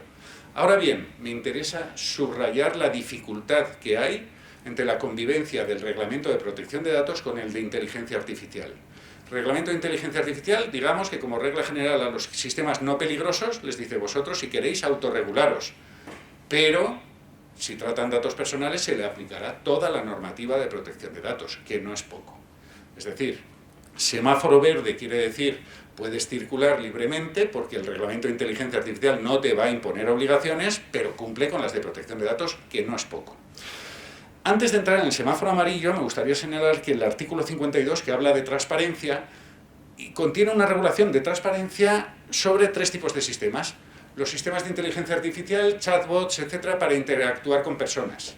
¿Qué transparencia habla ahí, literalmente, la palabra? Pues que si no es algo muy obvio, que se informe a las personas de que están hablando con un chatbot, interactuando con un chatbot. Y contiene alguna pequeña excepción. Primero, que sea obvio, es decir, si es algo tan obvio como hoy por hoy, que tiene una voz que suena a Google, pues no hace falta informar demasiado, pero, y luego, supuestos en los que ese sistema artificial lo que se está utilizando es policialmente. Otro también obliga a informar que se está interactuando con un sistema de inteligencia artificial que reconozca emociones y utilice sistemas biométricos. Y lo único que dice el reglamento de inteligencia artificial es que tendrá que informarse de ello, oye, que esta página de web, esta plataforma, te está mirando la cara y está captando tus emociones. Y además, insisto, tendrá que cumplir con la normativa de protección de datos, que en estos casos no será poca. También contiene una pequeña regulación diciendo que hay que ser transparente, es decir, que se avise cuando se hacen los deepfakes, esas imágenes creadas con inteligencia artificial, siempre que no sea, dice, producto de la libertad de expresión.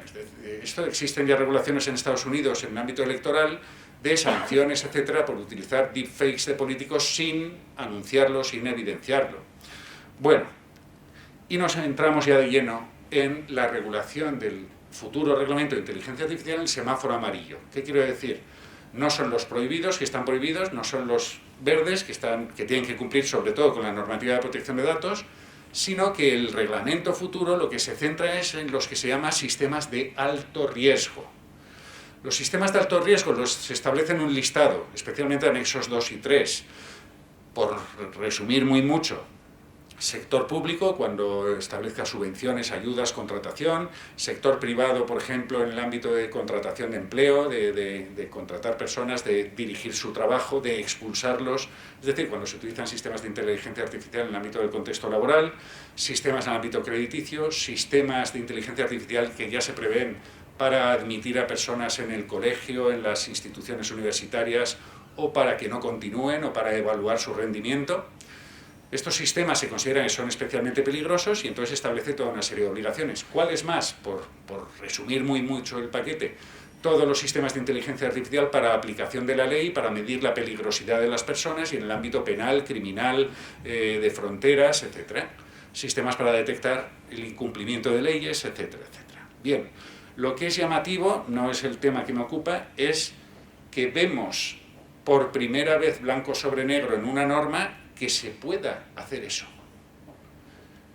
Y el Comité Europeo de Protección de Datos ha dicho, momento, este reglamento de inteligencia artificial que dice que esos son sistemas de alto riesgo, no está diciendo que se puedan utilizar. Serán necesarias leyes diferentes del reglamento de inteligencia artificial que permitan utilizar eso. De hecho, se menciona el polígrafo, que no está permitido, no está permitido en el ámbito, por supuesto, en el ámbito procesal, pues se menciona, es un sistema de alto riesgo. Y el Comité Europeo de Protección de Datos ha hecho, habrá que dejar muy claro que esto es por si se desarrollan, pero se necesitarán otras leyes que permitan lo que hoy por hoy en muchos casos está prohibido. Bueno, desde el punto de vista de la transparencia, ¿qué es lo que se exige? Pues básicamente lo que tenemos ahí es que ese modelo heredado de protección de datos es, mira, para no dañar estos sistemas de alto riesgo, que son los peligrosos, van a tener que cumplir muchísimas obligaciones. Y quien los genere va a tener que, quien desarrolle estos sistemas, quien los diseñe, quien los distribuya, va a tener que generar toda una serie de documentación para demostrar que ha cumplido con todas estas obligaciones. De manera que, para entendernos, cuando yo vaya a controlar si surge un problema o si voy a controlar si ese sistema de inteligencia artificial de alto riesgo cumple con la normativa, toda la documentación ha de estar ahí disponible. Y esto no nos olvidemos que desde el punto de vista de la transparencia puede tener mucha incidencia. ¿Y qué tipo de información se obliga a que generen? Resumiendo muy mucho lo que es una norma muy amplia y que será detallada con muchísimas normas de armonización y de desarrollo técnico, pero básicamente se exige, por ejemplo, artículo 12, obligaciones de registro. Si tenemos un sistema de inteligencia artificial de alto riesgo, peligroso para entendernos, para poder vigilar qué ha pasado, si ha pasado algo, pues va a tener que dejar los logs, el rastro, la trazabilidad de cuándo ha funcionado, cómo ha funcionado y si ha funcionado bien o mal. Y para esto hay que diseñar. Hablábamos de ética en el diseño, de privacidad en el diseño, pues podríamos hablar de transparencia en el diseño. Tenemos que diseñar sistemas de inteligencia artificial que generen registros de cómo ha funcionado, de manera que si ha pasado algo podamos acudir. ¿Qué pasó este día a tal hora? ¿Qué hizo? ¿Qué decisiones se adoptaron? ¿O cómo funcionó? Obligaciones de transparencia, se dice suficiente, o transparencia adecuada. ¿Para qué? Para entendernos, el fabricante de inteligencia artificial, el diseñador, desarrollador, proveedor, tiene que dar transparencia a ¿quiénes? A quienes la compren, esa inteligencia artificial, que se les llama en el reglamento los usuarios, que van a ser los que precisamente a nosotros, como ciudadanos, nos van a impactar en nuestros derechos. Por ejemplo, diseña Amazon una inteligencia artificial, se la vende a un pequeño comercio, a una mediana empresa, que luego a lo mejor la utilizará con nosotros. Pues a esa mediana, pequeña o gran empresa que utiliza inteligencia artificial se le llama usuario. Y entonces el reglamento de inteligencia artificial lo que obliga es que el que fabrica le dé toda la información al que la compra para que pueda utilizarla, pueda utilizar bien esa inteligencia artificial. Transparencia, y para que vea, el que compra pueda demostrar que hay calidad suficiente de esa inteligencia artificial, que se cumplen las obligaciones de documentación, registro, auditabilidad, etc. Si esto lo ponemos en relación con protección de datos, pensemos que la empresa que es usuaria, que ha comprado esa inteligencia artificial, tiene obligaciones para con nosotros de protección de datos. Y si no le dan suficiente información, no va a poder darla a nosotros si está obligada. Es decir, ese engranaje no está bastante claro hoy por hoy en el reglamento de inteligencia artificial, pero va a ser bastante importante. Si compras un producto y no tiene toda la transparencia suficiente para saber cómo funciona, no va a poder cumplirse luego la normativa de protección de datos. Bien, también es obligatoria información del artículo 13 sobre quién ha desarrollado la inteligencia artificial, cuál es su finalidad, su precisión, sus riesgos, los datos de entrada, datos de entrenamiento, los sistemas de validación, los sistemas de vigilancia. Y se parece mucho esto a lo que les decía al inicio de lo que ya hoy por hoy la Agencia de Protección de Datos exige cuando hay sistemas de inteligencia artificial. Y esto, como digo, es información obligatoria que se ha de suministrar por el fabricante a quien va a utilizar esta inteligencia artificial. Voy concluyendo con otras obligaciones de documentación para poder cumplir con estos requisitos concretos de transparencia. Por ejemplo, toda esta documentación se ha de mantener durante 10 años, para que durante 10 años, si pasa algo, se pueda reclamar y verificar y auditar. la documentación técnica del artículo 11 se pide toda una serie de documentación técnica que genere el fabricante de inteligencia artificial para documentar que cumple con todas las obligaciones. Y entonces, si las autoridades luego la van a requerir, van a decir, oiga, toda la documentación técnica, aparte de los logs, los registros, aparte todo un paquete de documentación técnica que está detallada en los anexos, de manera que todo fabricante ha de tener a disposición esa documentación técnica. También, desde el punto de vista de la transparencia, es interesante, va a haber una base de datos o un registro en la Unión Europea con información muy genérica, pero que ese sí que es accesible para todo el mundo, para saber qué sistemas de inteligencia artificial son de alto riesgo, quiénes los desarrolla y básicamente cuál es su finalidad. A partir de ahí, digamos que cualquier investigador podría decir, aquí hay un sistema de inteligencia artificial, y a lo mejor luego pedir más información. Y ahí es donde quiero concluir. El artículo 64 habla del acceso a la información, de todo este conjunto de informaciones que son obligatorias de los sistemas de alto riesgo, y el artículo 70 habla de los límites. Ahora bien, ¿quiénes son los que van a acceder a esta documentación? ¿La ciudadanía? No, en principio no.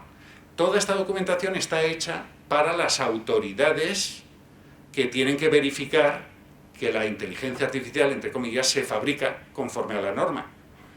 Todas las autoridades van a tener esa documentación que es obligatorio de generar, de cómo funciona el sistema, cómo se desarrolla, cómo se audita, todas estas cuestiones, y en principio ellos van a poder acceder con confidencialidad. Es decir, las autoridades competentes pues acceden a esa documentación técnica, a esos registros, para ver cómo ha funcionado el sistema. Las dudas que se producirán, sobre todo, serán si la ciudadanía, ejerciendo el derecho de acceso, hasta qué punto va a poder acceder a esta documentación. Y pongamos por caso, el reglamento de inteligencia artificial, concluyo, se ha olvidado del último eslabón de la cadena, que no son las empresas que compran inteligencia artificial para aplicarla con nosotros, sino que ignora absolutamente a los afectados por la inteligencia artificial. Considera que eso es cuestión de protección de datos. Yo creo que esto es un error, porque no siempre habrá temas de datos personales, y pensemos que si somos objeto de un tratamiento con inteligencia artificial, con estos sistemas que han sido auditados, que han sido más o menos, entre comillas, aprobados, porque cumplen con todas estas obligaciones, pues si tenemos cualquier daño, cualquier cuestión, pues tendremos que reclamar. Y tendremos que reclamar y entonces nos dirán, no, mira, este sistema fue aprobado con el sello de la Unión Europea. Dirás, muy bien, pero quiero comprobarlo. Quiero saber por qué a mí, un sistema de alto riesgo que me ha excluido de la universidad, que no me ha cogido de este empleo, que me ha denegado un crédito, etcétera, o que ha hecho que me detengan a mí y no a Juanma. Obviamente yo soy mucho más malo que él y entonces me detendrán a mí, pero yo quiero saber por qué me está muy bien este sello de la Unión Europea, pero yo quiero comprobar cómo funciona. Y entonces habrá dos vías: derecho de acceso a la información pública. Entonces se alegará normalmente confidencialidad por motivos de propiedad intelectual, etcétera, etcétera, y se acuda a los tribunales, pues ahí no hay nada previsto. Es decir, mañana hablaremos de estos temas, del acceso a la información, porque toda esta documentación en muchas ocasiones sí que será información pública, y en otras ocasiones directamente será información que se requerirá en un procedimiento judicial cuando esas decisiones nos hayan impactado. Y ese tema, pues hoy por hoy sigue abierto, el reglamento de inteligencia artificial no lo aborda con profundidad, y anuncio pues que mañana probablemente pues, discutiremos sobre esta cuestión. Muchísimas gracias.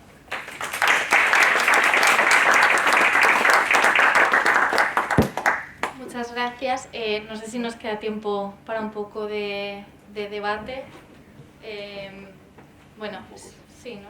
Vale. Si alguien tiene alguna pregunta, alguna cuestión. Yo, si no hay ninguna, pero si no, prefiero que... Pues muy rápidamente. Respecto de las últimas cosas que comentabas, Lorenzo, a mí me gusta de la propuesta del reglamento de inteligencia artificial que me llama la atención, y es que por defecto, y me parece razonable, entienden que el uso de la inteligencia artificial cuando lo hacen las administraciones públicas por defecto está en el semáforo ámbar, porque es verdad que objetivamente se pueden poner en riesgo con más facilidad derechos de las personas, dadas las protecciones administrativas que hay, pero luego toda la propuesta parece muy pensada para desarrollos del sector privado y centrados en el sector privado. Entonces, mi pregunta es, ¿tú lo ves suficiente para las administraciones públicas o crees que le faltaría alguna parte adicional de algún régimen un poquito más exigente en algunos casos para administraciones públicas? Y en esta misma línea, y conectando con cosas que decía Alfred, si no he entendido mal, tú lo que nos has dicho es que a tu juicio, para una completa explicabilidad y transparencia y buena trazabilidad que permita comprender cómo funciona el algoritmo, no haría falta conocer solo el código, sino también los datos con los que se ha, sobre todo cuando es deep learning, ¿no? También los datos con los que se le ha entrenado, ¿no? Pero no la explicación de cuáles son esos datos, de dónde vienen y tal, que dice el reglamento, sino los datos, o sea, toda la dataset, ¿no? Una muestra representativa. O una muestra representativa, ¿vale? Y luego, entonces, la pregunta es, claro, un poco el modelo que cuenta Lorenzo, que tiene este modelo de reglamento, no cumpliría con estos estándares que tú considerarías mínimos. Sería mi primera pregunta para ti. Y la segunda es, ¿hay alguna solución? Es decir, ¿tendría que haber alguna solución técnica para lo que nos has contado del intento de ajuste de compás que hicieron en el MIT? Que no se base solo en cambiar los umbrales, digo yo, porque lo que nos demuestran los datos que nos has enseñado tú es que predictivamente el sistema funcionaba mal.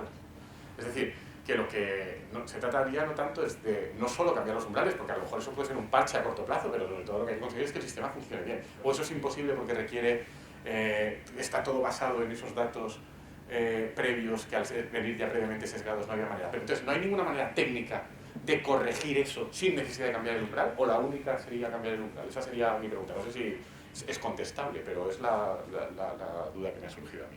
Es decir, ¿no hay forma que no sea cambiar el umbral de corregir el sesgo previo de los datos una vez lo tienes identificado? Porque si no lo tienes identificado, pues te puede despistar, pero cuando ya lo tienes identificado y controlado y calculado... Bueno, y no sé si lo sabes, ¿cómo pudieron hacer eso con ingeniería inversa? Porque los datos de Compass, como son privados, o sea, el código de Compass no es auditable, no es público. O sea, lo hicieron con ingeniería inversa, simplemente. No, ellos lo que hicieron es acceder a los datos de esas 500 personas que tenían blancos y negros y una muestra aleatoria bien representativa y bueno, ellos a partir de eso desarrollan su propio sistema. Saben cómo es la inteligencia artificial, al final tú diseñas tu propia red y a ver cómo los clasifica. Y vieron que a pesar de eso, a pesar de que intentan mejorar los umbrales y tal... O sea, esos datos entonces no eran con Compass, sino con el sistema que intentaron hacerlos del MIT. Pero eran los datos que habían alimentado al sistema Compass, claro. Y entonces, pues bueno, se dieron cuenta de que no podían hacer nada en ese sentido, ¿no? El daño estaba ya de origen en los datos que venían de datos históricos donde ya había una discriminación racial claramente en esas situaciones. Entonces no había manera de que eso... Bueno, sí, había una manera que no tenía sus problemas, es decir, podía poner distinto umbral a los negros y a los blancos, y claro, eso tampoco era de recibo. Bueno, tampoco me parece una mala solución. Si tienes detectado cuál es el porcentaje de sesgo que te está distorsionando, pues sí, más que tienes que tenerlo bien calculado. Eso ya es una cuestión legal, que ahí ya... Desde luego, la solución técnica la tenían, pero la cuestión legal... Sí, porque a lo mejor como matemáticos eso repita esa solución, pero jurídicamente yo no sé vosotros.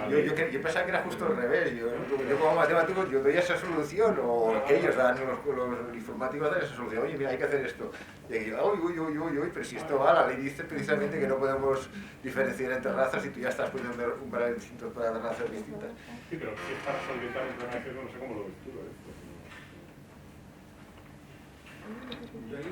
Incluso a lo mejor le paso la pelota a Juanma porque ha mencionado que hay algoritmos que son han tomado nota, las entradas y las salidas, para cuando no se puede acceder en sí al código o son sistemas de caja negra o no se puede acceder por algún motivo al código fuente de cómo funcionan, lo que sí que se puede es analizar pues qué datos se están manejando y qué resultados para de ahí intentar derivar cómo funcionan y detectar si hay errores. He tomado nota un poco de eso por si lo querías explicar un poco más, porque puede ser interesante. Me gustaría, porque hay alumnos que sepan que básicamente el gran problema de la transparencia es una gran solución para vigilar, controlar que los sistemas de inteligencia artificial funcionan razonablemente bien, pero es que el secreto de la Coca-Cola está ahí, es decir, quien gasta millones de dólares o de euros en desarrollar un sistema de inteligencia artificial no te va a querer decir cómo funciona el sistema, porque es en buena medida pues el algoritmo de Google, entre comillas, si es que fuera uno, pues no se puede ir publicando. Pero entonces lo que quería comentar es que una de las posibles soluciones es pues analizar qué datos utiliza de entrada y cuáles son los resultados, y con ello pues ahí si quieres lo explicas porque lo has mencionado tú. Sí, de hecho, empiezo si quieres casi por otro tema que has comentado, y es el tema de si era posible gestionar el umbral y por tanto hacer que el sistema Compass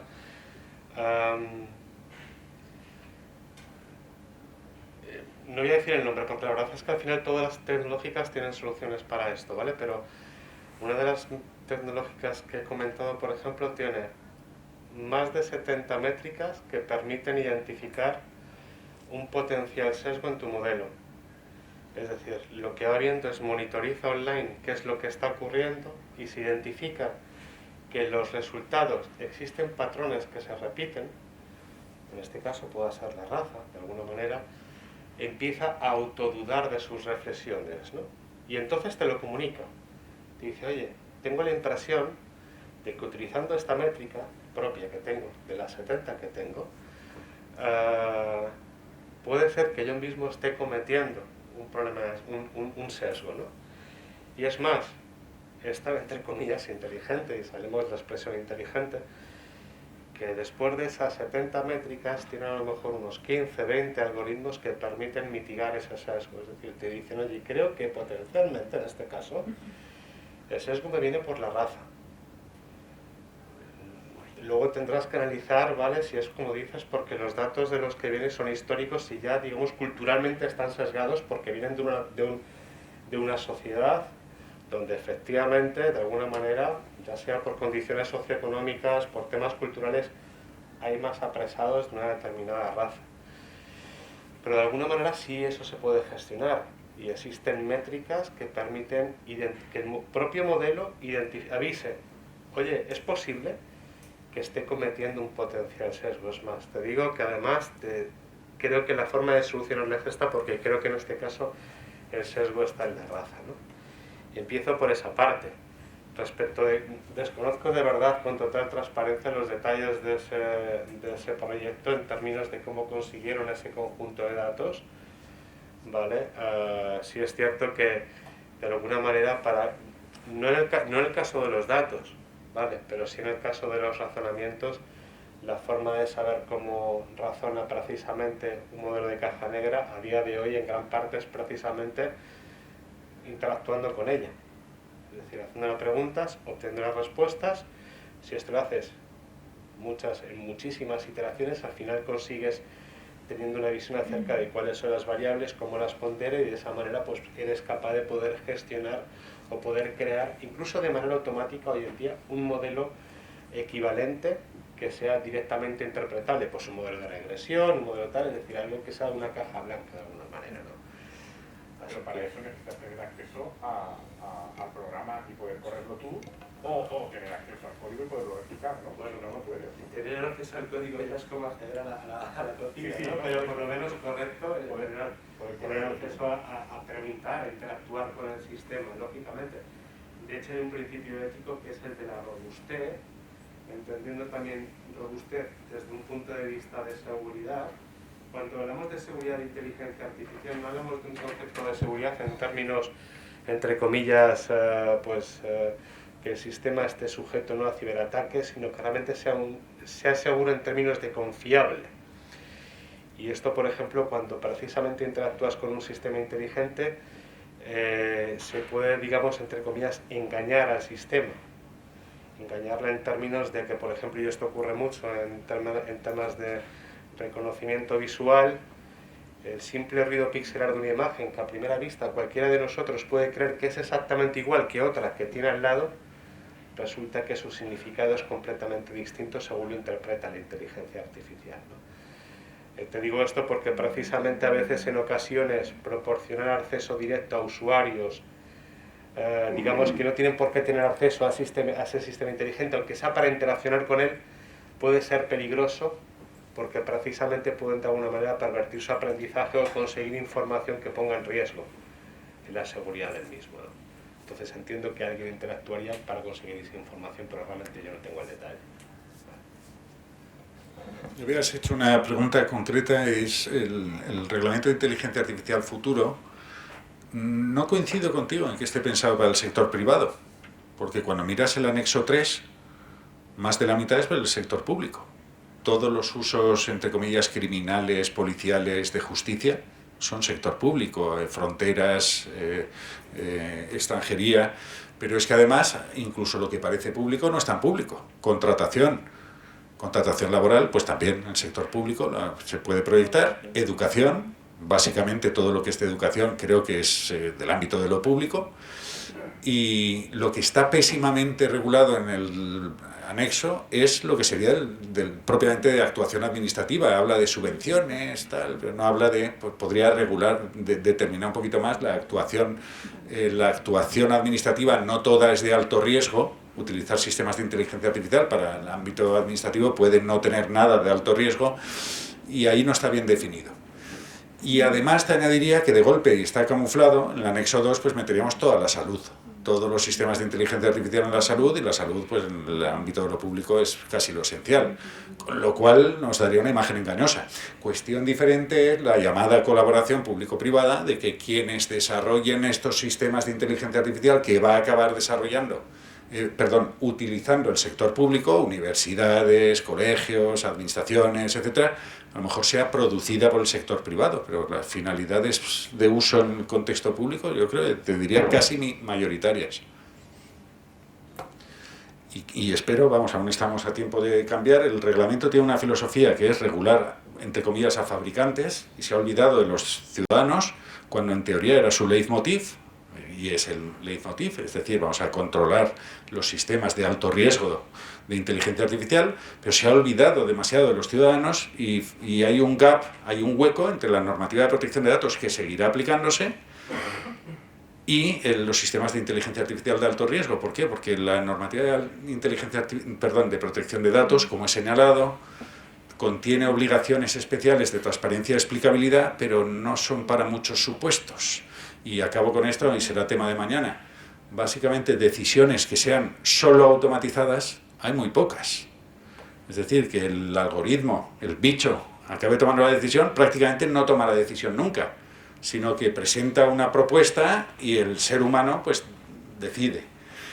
Y entonces, hoy por hoy, se está escapando de esas garantías de explicabilidad, porque normalmente la agencia tributaria nos investiga, porque hay un señor que ha visto lo que le ha dicho el sistema algorítmico, le ha saltado la luz a Juanma, esta vez no a mí, y lo investiga a él y a mí no. Pero la decisión es humana. Y eso está hoy por hoy escapando de la normativa de protección de datos. Y hay un salto ahí entre una y otra. Pero bueno, gracias.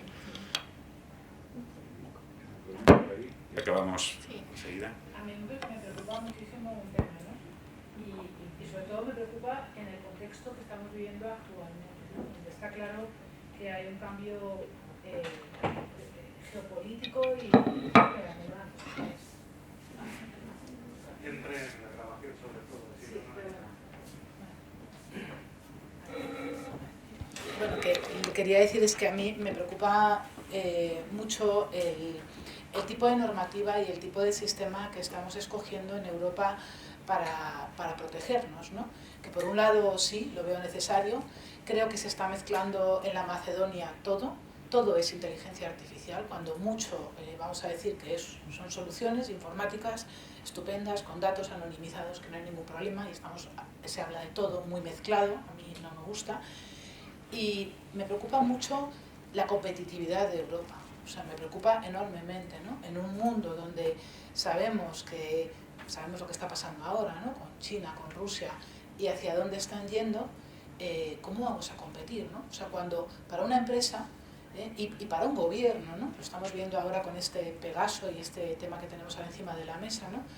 Como a veces se necesita utilizar soluciones, podrá ser discutible, ¿no? Pero ahí está, ¿no? Soluciones de investigar, soluciones que yo puedo tener en mi empresa para hacerla competitiva y única, y yo voy a tener que dar transparencia, ¿no?, a través de un registro.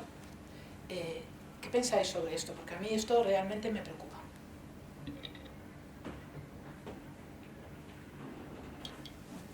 No, y ahí vamos, muy brevemente, por ya ir concluyendo. Yo en general estoy de acuerdo, igual es porque no soy muy original, pero estoy de acuerdo con la política de la Unión Europea de este futuro reglamento de inteligencia artificial.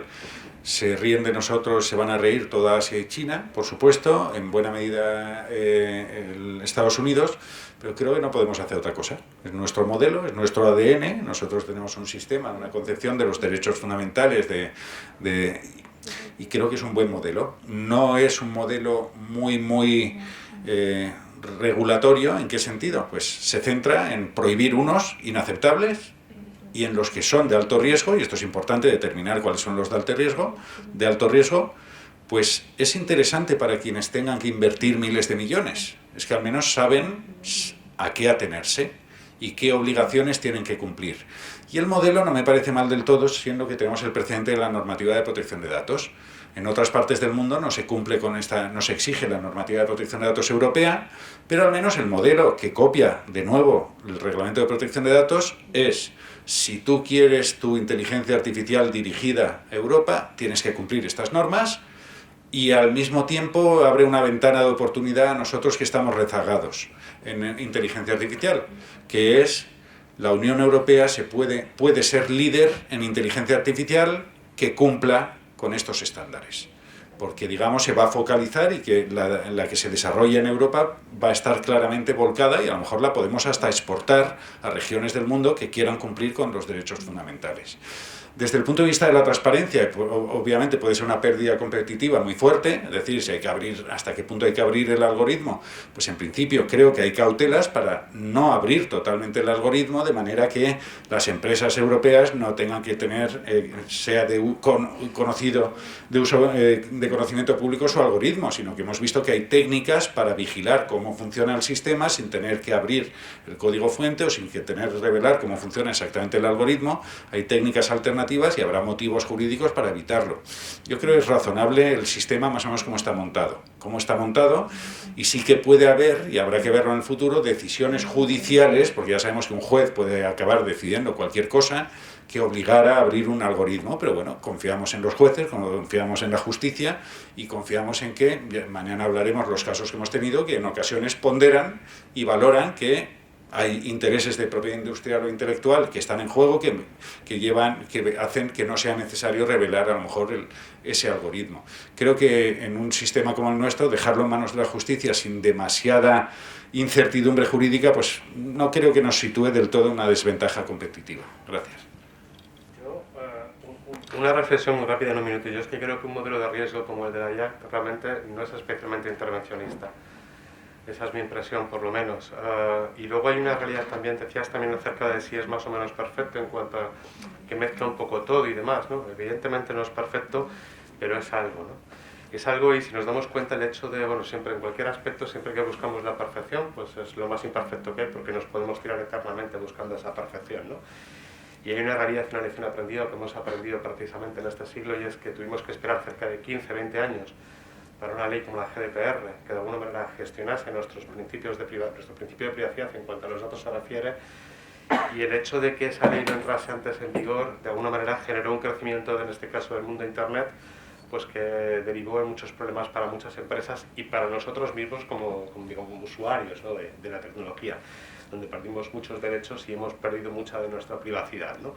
Por tanto, en resumen, para mí no es especialmente intervencionista el modelo de IAC, y por otra parte, puede seguro que no sea perfecta, pero de alguna manera hay que empezar por alguna parte. Si nos damos cuenta, es tan relevante que es la primera vez, por lo menos en lo que yo conozco, que de alguna manera la ley va casi a la par de la adopción de la tecnología. No ha habido que esperar 15, 20 años para que haya una IAC, ¿no? Sino que realmente a día de hoy, donde las empresas, creedme, prácticamente no están utilizando la inteligencia artificial, una cosa es lo que sale en los medios y otra es la realidad del día a día, ¿vale?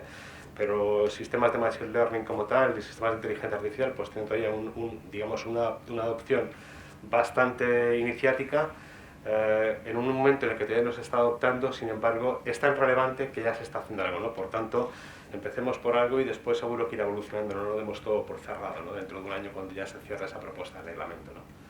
Esa es por lo menos mi impresión.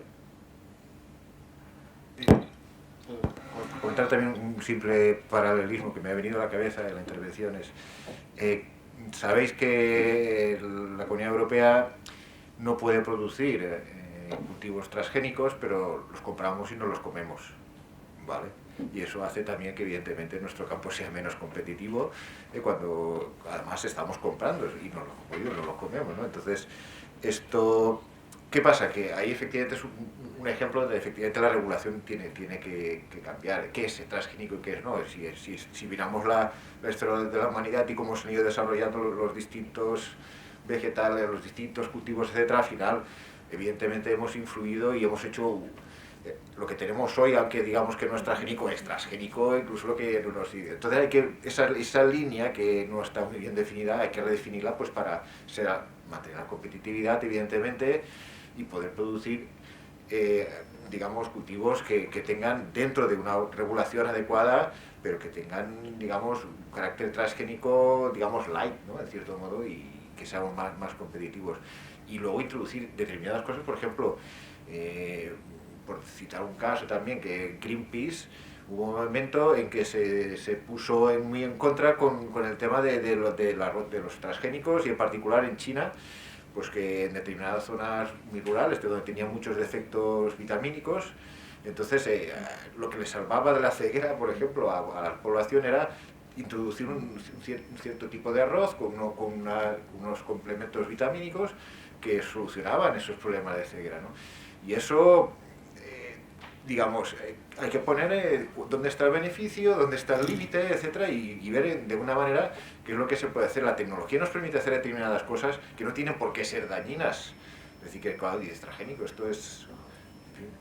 Entonces, yo, sin conocer, porque para mí es un campo totalmente externo, yo vengo más de la parte de la tecnología, además de la matemática y tal, o sea, pero creo que efectivamente, tal y como han comentado, tanto Lorenzo como Juan Manuel, es decir, este tipo de cosas se tienen que lanzar, además se está yendo, ¿no?, por lo que parece, ¿no?, a un ritmo, digamos, adecuado, y luego hacer los ajustes que haya que ir haciendo, pero hay que lanzarse, hay que tirarse, y si luego podemos vender, evidentemente, una tecnología que además es respetuosa, etcétera, a lo mejor sí que somos competitivos también, ¿no? Es decir, pero encontrar ese equilibrio, estoy de acuerdo contigo, esto es complicado, y tenemos ejemplos donde no lo hemos hecho bien, véase a los transgénicos. Rápido, ya empezamos la siguiente mesa enseguida. Vale, bueno. ¿Sí o no? Pero micro. Ven aquí. Sí,